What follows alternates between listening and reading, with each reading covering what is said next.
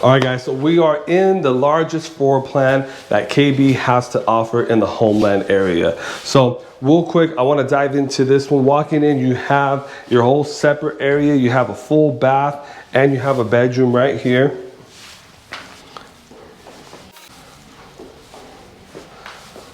So over here to the side, you have a nice seating area. So I've talked to clients and they say, hey, I can potentially close this off, make it a bedroom or into my office. So then we come into the living room, dining room, and the kitchen area.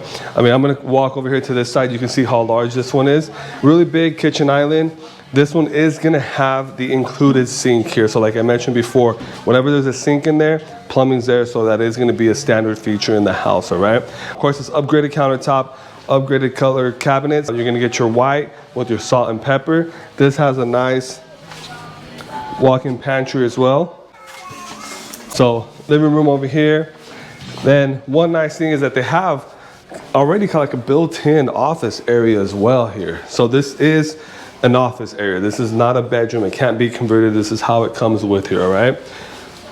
So you can see the separation. They have the walls that helps it out.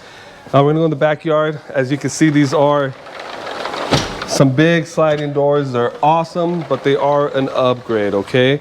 And then you have your patio here, which is also an upgrade.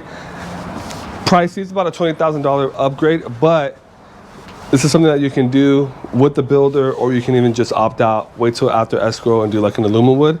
And then you have your backyards. These are spacious backyards. I have a client, she got like almost 55 to 60 foot backyard. So a lot of room for you guys to enjoy out here. Biggest thing with this location is no HOA and low property tax, guys.